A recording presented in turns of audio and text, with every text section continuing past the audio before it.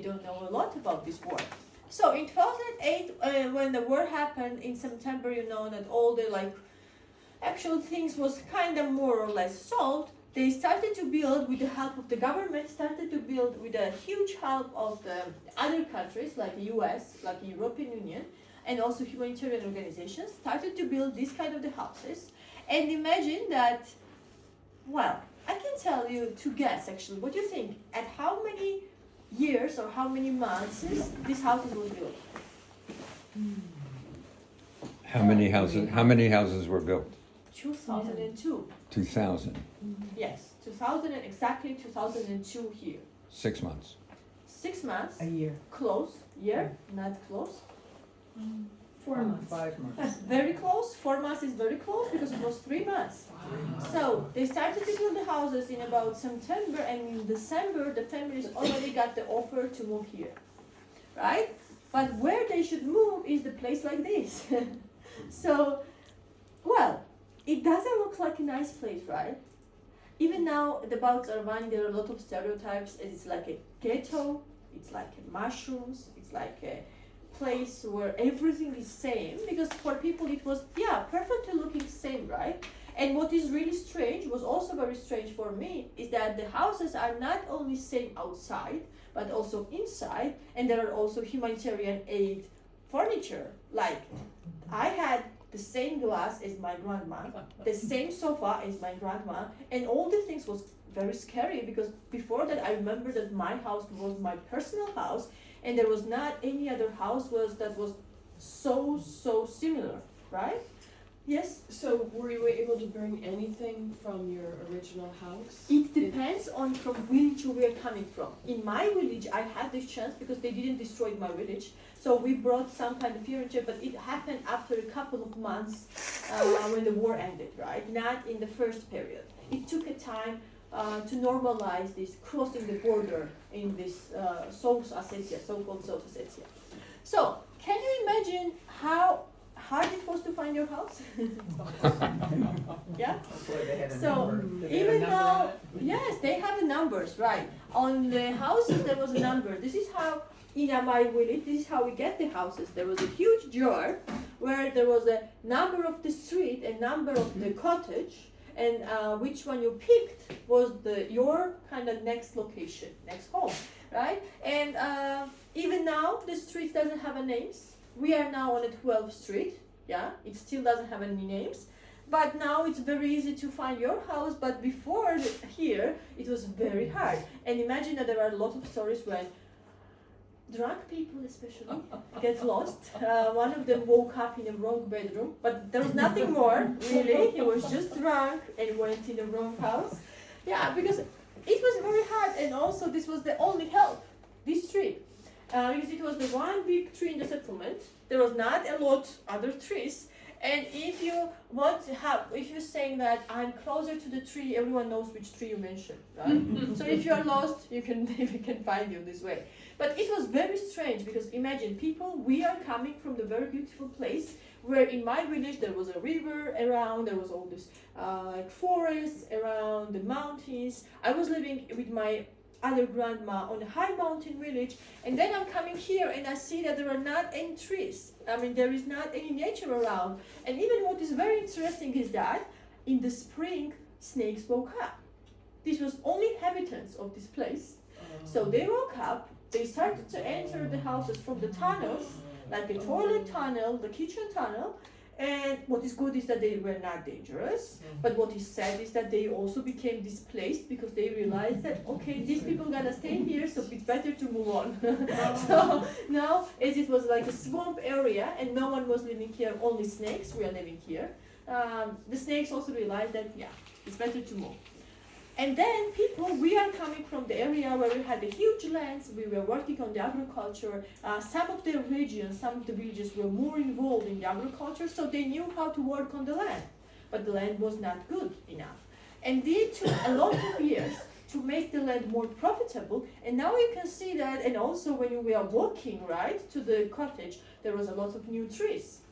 And all these trees are actually effort of every family that is living there, right? They took a lot of time. My family, about 3 years, nothing was growing. No vegetables, no trees.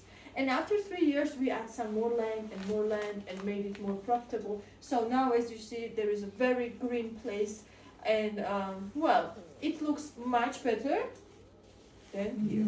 Yeah.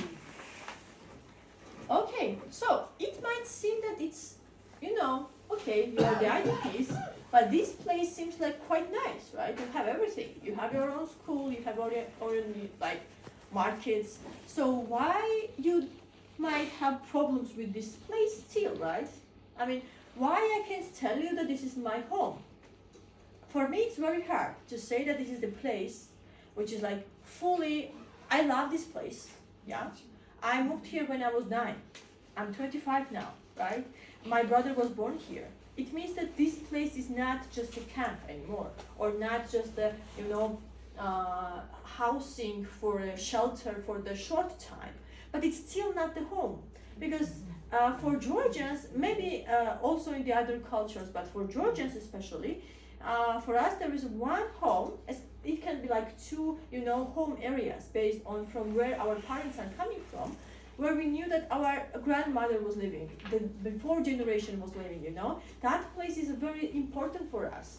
We might live in Tbilisi. 2 million people are living in Tbilisi, right? But all of them have some kind of connections in the regions of the Georgia, and I can tell you, more of them really love that homes more than the apartment that they might have in Tbilisi. But even if I don't love my home, right? The other thing is that I was a person, especially my family, right? Because I was too young at the time to realize how many was the lose actually. My family was the people and the other families who lost everything.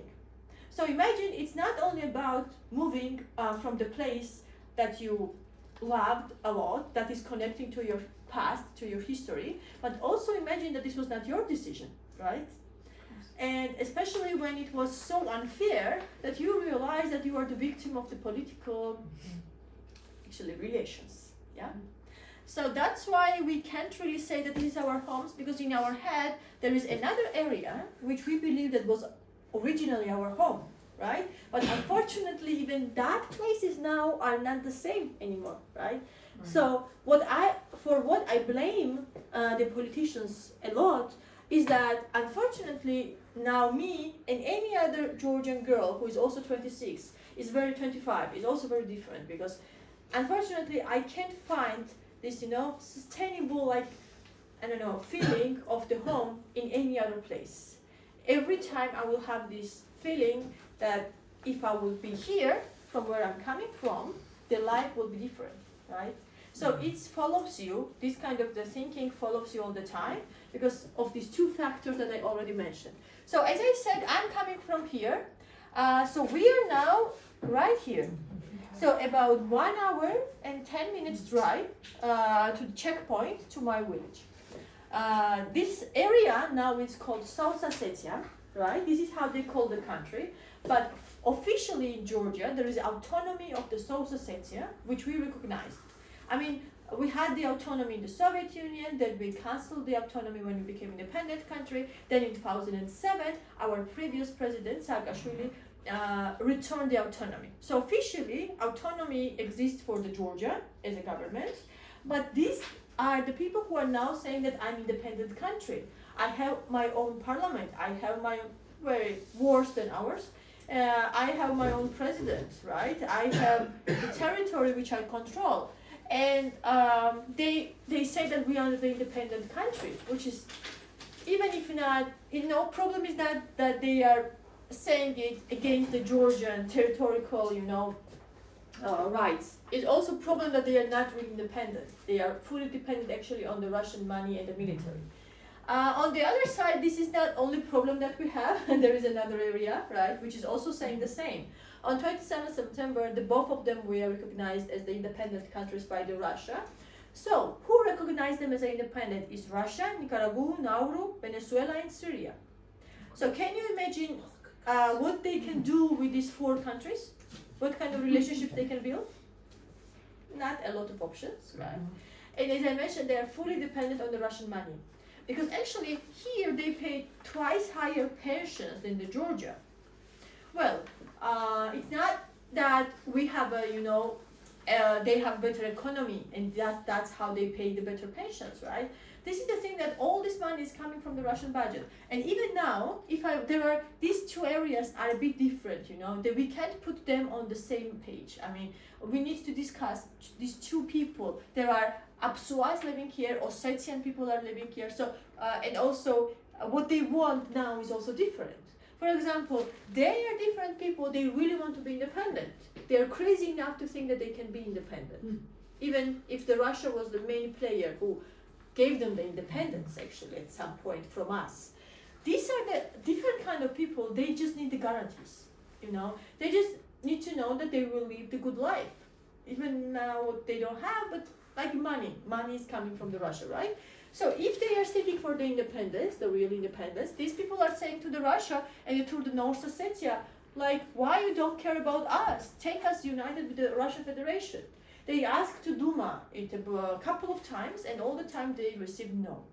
Because for the Russia, it was never really important to just extend their territories. I mean, we are talking about the Russia, right? Who needs more territories? So it was not of course about the territories. It was about controlling the Georgia policy, right? And it's much easier when you have so many military bases in the Georgia territory. So as I mentioned, these people are asking Russia because they are very scared that they will be not as much interesting for the Russia. They are asking the Russia to make the united with the North Ossetia and be the part of the Soviet Union. Soviet Union, no, Russian Federation. But not very big difference. But they are like saying no. Yeah, you should be independent. And as I mentioned, they have a lot of problems. Like what you see on your map, this is like the same picture, right? So they have a lot of problems in the healthcare, in the education, in the economics, right? I mean, nothing is actually really developing there.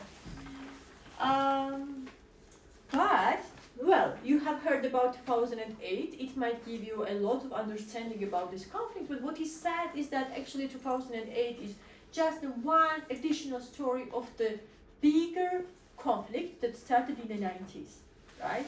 So can you remember any interesting thing that happened in your country in 1991? Anything interesting? Anything political, cultural in 1991? Yes. First Iraq War, wasn't it? Iraq War, okay, yeah, it's actually really important, yeah. I think started. Anything else? Are you talking about 9/11? You're talking No, it That was was 2000. I mean, Oh, I'm 1990. talking about actually if this 1991 was kind of boring year for the other countries. It was so interesting here, right, in this region because there was a collapse of the Soviet Union. And the collapse of the Soviet Union gave us the freedom, right, after 70 years of the Soviet Union. We became the independent country after all these protests, after all these movements. And okay, now finally we are free, but what we gonna do, right? I mean, what kind of a country we should build? Because all the political elite is people from the working for the Soviet Union. This is what kind of the system they know. So Georgia became independent without any ideas what kind of the country we should build, any resources, any perspectives. A lot of countries doesn't know anything about the Georgia before Shevardnadze. When Shevardnadze, he was foreign affairs minister, right? So of the Soviet Union, so he was more famous, also for US, for the European countries. So Georgia became independent, but here starts the very bad days of the Georgian history. And as I mentioned, it's not 2008, it's 90s. Also, where the conflict that affected me in 2008. And as I mentioned, we had this, I want to share this background because I think that you need to know what was happening in this country at that time, what caused all these things that happened in our country. And actually, it's really important to mention that our first president, right, Zviad Gamsahurdia, who was elected president, he was loved by the many people, was unfortunately forced to leave his position and run in Chechnya because this guy, at the time, having much more money, much more military, and much more resources than the Georgian government had, decided that he's not a good president and he needs to leave his position. he really forced him to leave the position. You know, in the end of the story of the Gamsahurdia is really, you know, still the question is he killed himself, or does he kill himself, or it was a suicide, or it was like, you know, actually killing this person. As I mentioned, they became more powerful, but even they were people like, okay, we have this money, we are the elite, some more or less, but we are also not the ones who can build the system that we were asking for from Gamsahurdia. And who can be this person who knows how the system works is, of course, Shevardnadze, right? Who was not only in the Soviet Union, but in Georgia, when Georgia was part of the Soviet Union. He was the one who made very important, you know, changes in the police, in the system overall. So he had this, you know, background that he's the one who can solve all these problems. And they invited him, and he became our second president. But do you think that it was in a peaceful way, right? Just like changing this? No, of course, because it caused the civil war.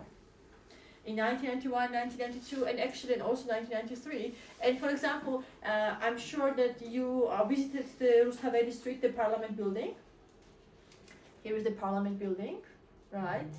Not far, like 1 century ago, very close here. But as you can see, there was a civil war happening in 1991, starting from 1991. And unfortunately, I think that this is the worst thing that can happen to the country. And unfortunately, these people were, on the one side, there was supporters of the Gamsahurdia, the first president. On the other side, there was the Mkhedriani movement, and also supporters of the Shevardnadze later. Yeah. So this is how actually this political change affected overall situation in Georgia. But what is, again, very sad is that this is not only our problem in that period. And Abkhazians and Ossetians are deciding that, okay, now it's time to start the conflict. Right? So this conflict in these two areas are sometimes just described as the separatists, right? Because it's the small nations that are saying that, okay, we are independent now and we want to be independent, and the majority Georgians are not safe for us. I mean, they are we are actually a bit nationalists, but still, Georgia was the country where all the time there was many ethnic minorities living together. It was never the problem. We have the most of mixed marriages with Ossetian people. So, will you marry your enemy? Maybe yes. Or maybe you will find out that there is your enemy later. But actually, you know, you don't actually really build the family with the person that you think that is your enemy, right? And we, as I mentioned, have most of the mixed marriages with Ossetian people. That's why in my region, in my village, there was also a lot of mixed families, and I had Ossetian neighbors, and I never knew that they are different people. So, but of course it was not the same in every area, not all the time. There was also some periods when we had the conflicts, and as I mentioned, this is the exact time when Abkhazians, Apsuas ethnically, and Ossetians are starting the conflict in these two areas.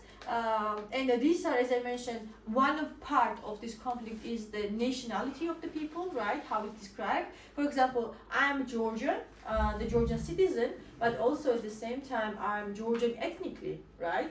But there are Ossetian people, and I speak Georgian language. I'm Caucasian person. But there are Ossetian people which are not actually Caucasian people. They are coming from the more Asian part. And after the Mongolians invaded them, they start to move into the territories of the Europe, like Russia and the Georgia also. And there are Apsuas who are from the North Caucasus and living in our territory. They both have their own languages. There are a lot of times people say that actually even these languages was created in the Soviet Union. And for example, Ossetians were using the Georgian alphabet, but now they are using the Cyrillic alphabet, right? And for example, if I know just Georgian, I can't understand Ossetian or Abkhazian language, so they are different. But a lot of traditions now are kind of similar because we were living together for many years. But actually, well, this is just one part, why someone who wanted to use them against us build the conflict on the separatism, right? But it's not only the separatism. These people were not alone And actually, they will never win the war against the Georgia if they will be just themselves, just Abkhaz or just Ossetians. And for us, it's much more, much bigger politics, not just ethnicity of the people, and much more power struggles, right, between who will have a control on the Georgia. Because we have a very good location. I would love to move Georgia in any other ocean, really. I would love to move Georgia in, I don't know, next to the Australia. I will be very happy if we will not be having so important location. But unfortunately we have, and this caused, especially when Russia became very strong empire, or Soviet Union, right? This caused that we were all the time affected by their politics. And we can start from the beginning of the 19th century. This is just a very few dates, actually, of the relationship between the Georgia and the Russia. Not very good relationship, of course, but starting from the beginning of the 19th century, there was a Georgian annexion. Then you know that there was a revolution, right, in 1918 in Russia. So we regained the independence only for 3 years until the Bolshevik Russia invaded the Georgia and we became part of the Soviet Union. What is very sad is that the Soviet Union is the period where all these conflicts was actually built, The arguments for this conflict was built because they created the South Ossetia as a geographical area, the name for the geographical area, first time in 1922, when they called this as an autonomy, as an oblast. Because actually, before that, the region that you have in the middle was two different regions of Georgia. They just artificially created the borders because there was Ossetian people living in this area, also in my village. So they connected all these villages, the villages that before even never had contacted each other, For example, now if you will go in Gaheti might be a big region, but all the villages are more or less connected to each other. They might have the similar, economics, for example. They might have similar things that they do for work to support their families. They might have similar food and all the stuff.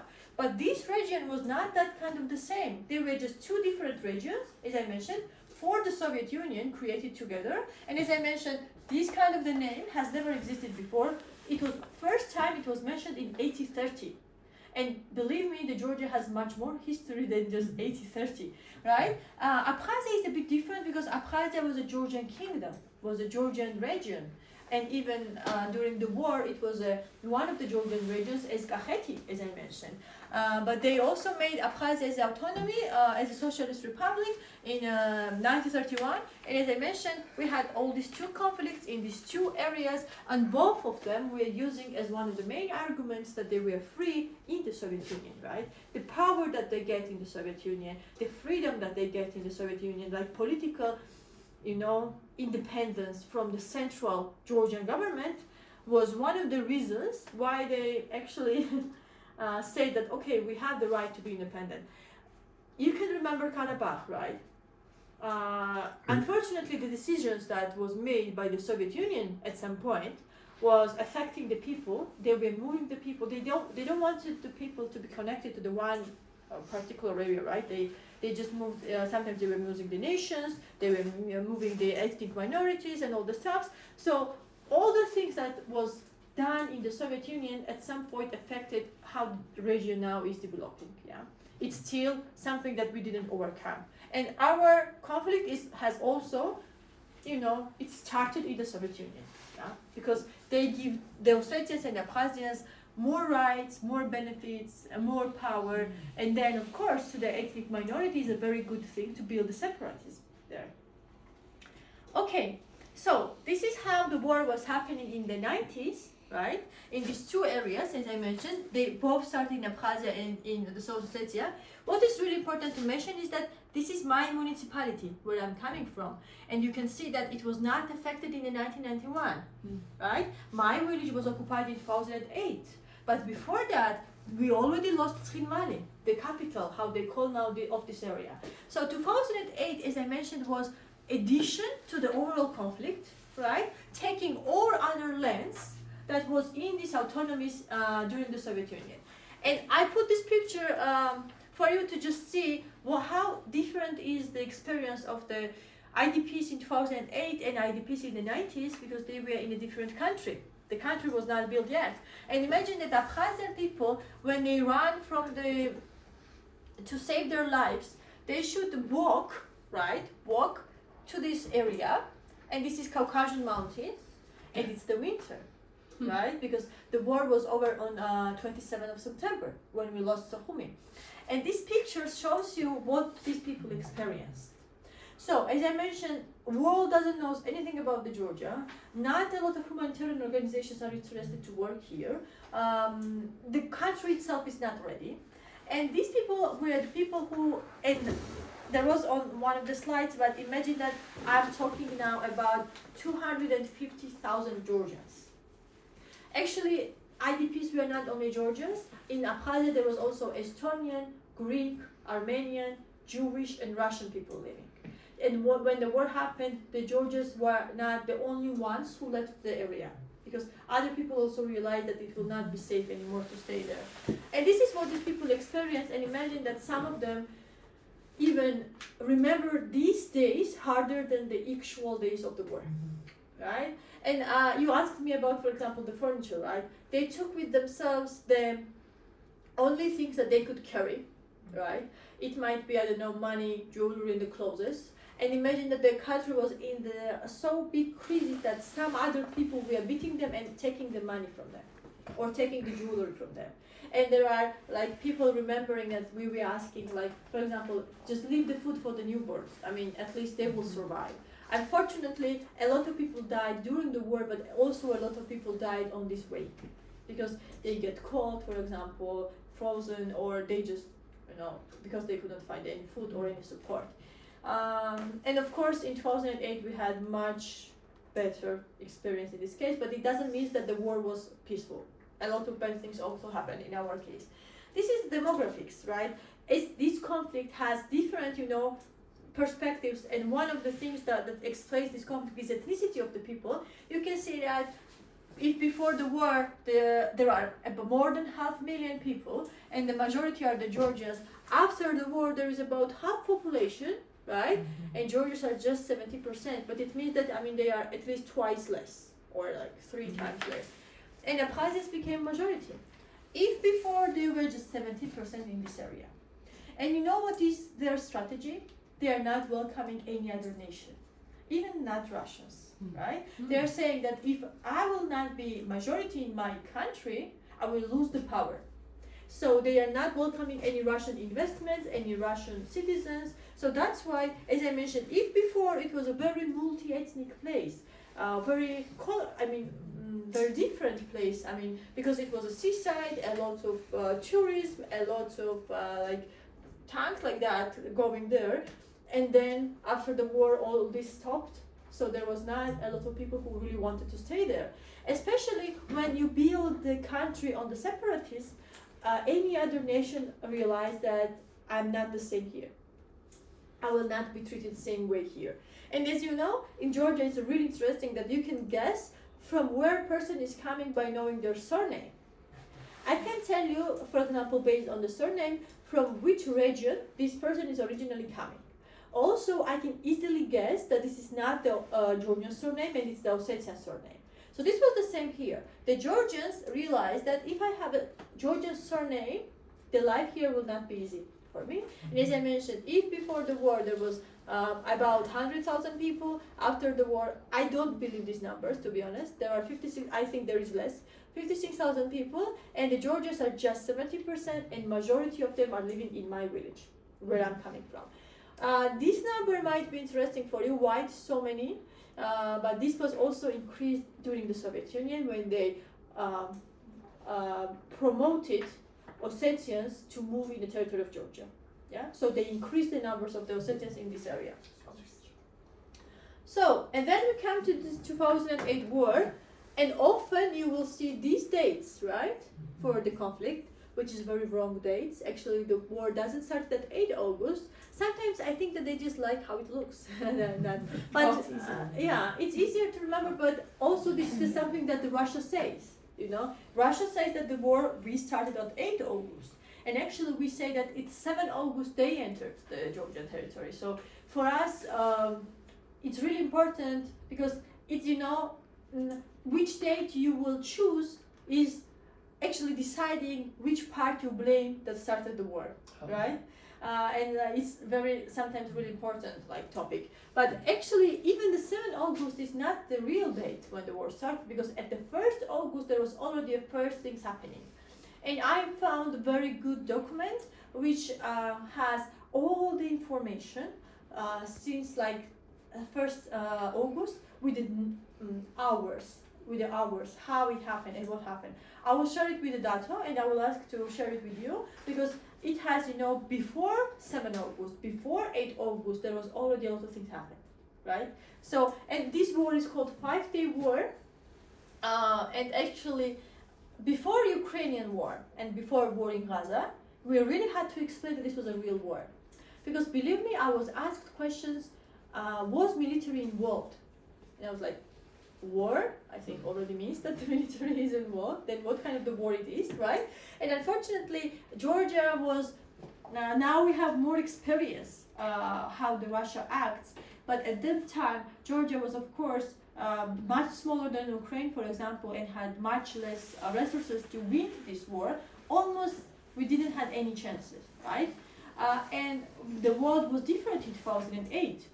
You can remember that actually 2008 is the period where there is Olympic Games, when there is the world crisis, yeah?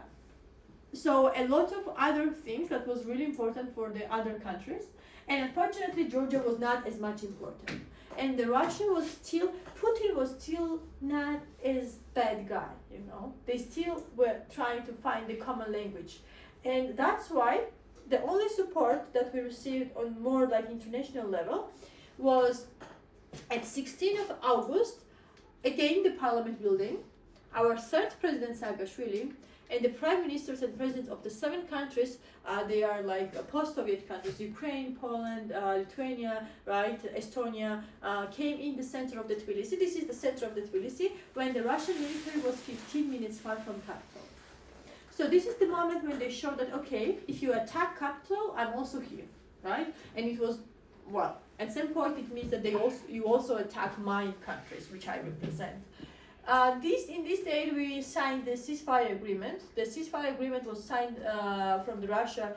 We signed it on the 12th August. They signed it on the 16th August. You can see that at that time Medvedev was the president. Putin was a prime minister, as I remember. Yes. And what is really interesting is that Looks like August. Sarkozy, I don't think. Oh, sorry? Is that Sarkozy? Yes, Sarkozy. it's Sarkozy. Yeah? It's Sarkozy, yes. France was involved in a negotiation process. So, what is really interesting is that 16 August is the date when they entered my village. After the ceasefire agreement was already signed. They took my village without any war. They already had this war. They just needed my village also as part of this, conflict. So just took this, and that's all. They just moved the police car, which was closing the way to my to enter of my village. I have seen this in the TV, and still this is one of the things that I very clearly remember. And on 26th of August, the Russia declared the independence. Yeah.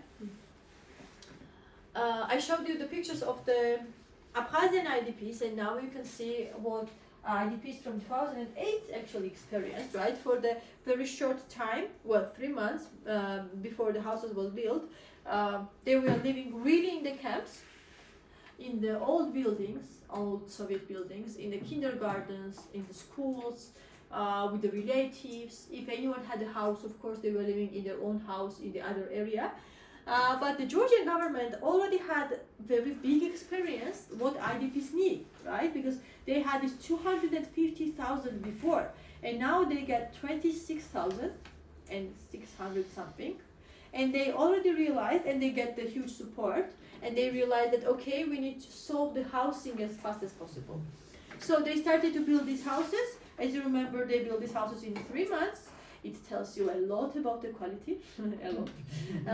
But yeah, for many families it was really important. And what we received as the offer from the government was take the money, which was 10,000 USD, or take the house. Yeah. and people were settled in the different IDP settlements. I can tell you that I'm very lucky to get the house here, because it's a really most developed IDP settlement in Georgia with the best location and the many important, factors that affected the settlement to be developed and the people who are living here. But all other IDP settlements are much smaller. Imagine there is the one which has only 35 houses. And yes, I was there. I'm sorry.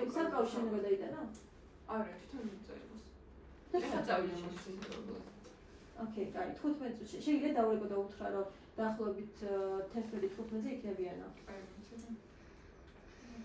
დავლებე და უთხრა, რომ ანონს გამოწვია.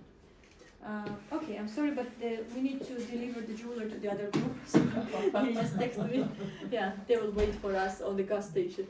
Okay, so, and as I mentioned, in this 35 houses settlement, we were for one of the projects, and we were asking, like, is there any young people living here? And they said no.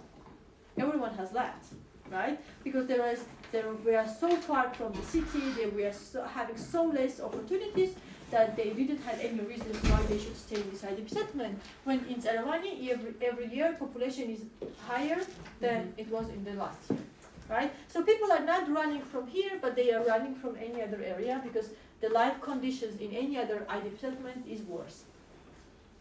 These are the military bases in the territory of Georgia, right? You can see that there are a lot, and in my village there were about 3. I have seen them; they're quite impressive, to be honest. And this also, as I mentioned, means why the Georgia is affected. The policy of the Georgia is affected. And I told you that the Sousa Setia is actually a very wrong name. We don't agree on this name because the Sousa Setia is actually created in the territories of the Shida Kartli and the Mtskheta-Mtianeti. You can see this border, right? So my village was part of the Mtskheta-Mtianeti. All other area was part of the Shida Kartli, and some small area was part of the Imereti. So they just took these lands from the other regions to create the Sousa Setia, right? It's not the historical name of this area. And my kind of favorite slide, which I think explains the conflict in the best and easiest way, is this slide, where my friend's village is presented. This is the satellite picture from 2004. You can go on the Google Earth Pro and check yourself. This village is called Kemerti, and somewhere here is her house. Can you find the same house in 2021? Yeah. Can you find anything in 2021? No. Yeah. So during the war, they just burned the houses, and soon these houses was destroyed slowly. But actually, since 2012-14, they are starting to clean everything, right? So now, if no one knows that there was some village at some point, there was houses and people living here, will never guess that this was really village at some time. But what is really interesting is that Tsarvani in 2007 was also not a settlement, right? It was just a land. No one was living here, and in 3 months they created all the lines of the houses. And as I mentioned, there were 2,002 houses, 19 streets, and in Georgia some villages has just disappeared, right? Who have been there for many years and many centuries, but this kind of the settlements was just in some areas where no one really expected that people will live, or no one really expected that there will be some kind of the settlement at some point. We were like created. Yeah, this kind of IDP settlement was created. And again, our status, which is political status, right? It also gives us 45 laris as the help every month if your salary is under 1,200 laris. And after all these conflicts that I discussed, there are more than 305,000 internally displaced people in the Georgia.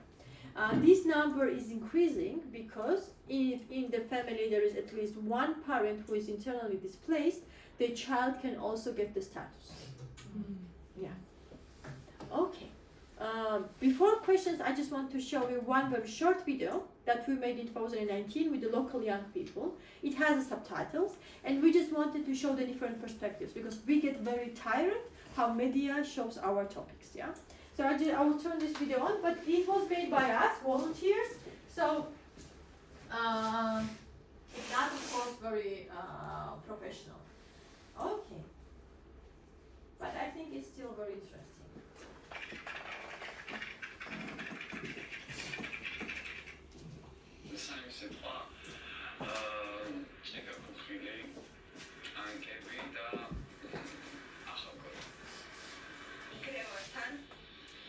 სიცხთან და როალბისტოსთან.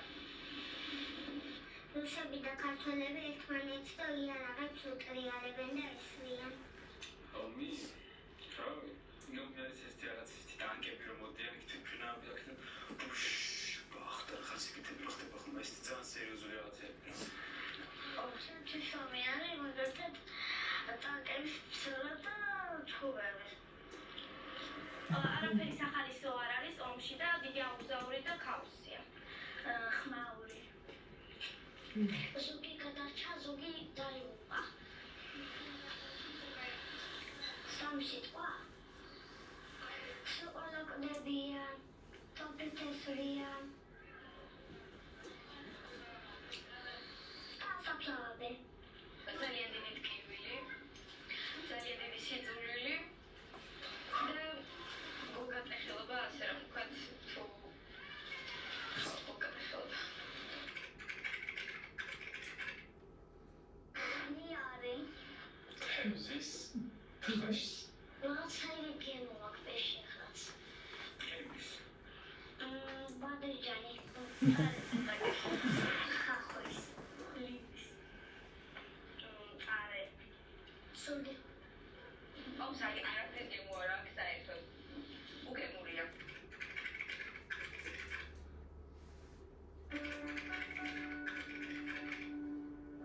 ყანჩევეთი და ჩემი ეზო სადაც ცხოვრობ და ვიცი რომ ქაუზაური არ იქნება. ეხები რომ მოიყვანათ იყო. თამაში და ხიარულება.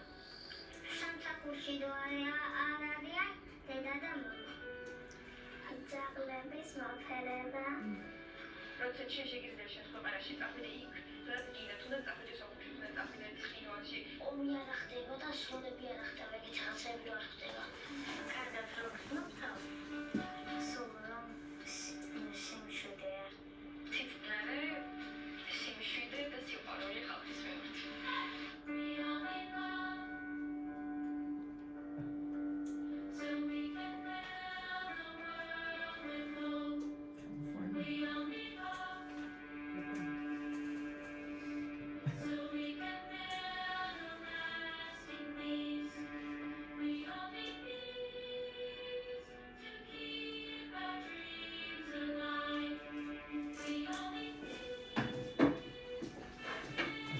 Beautiful.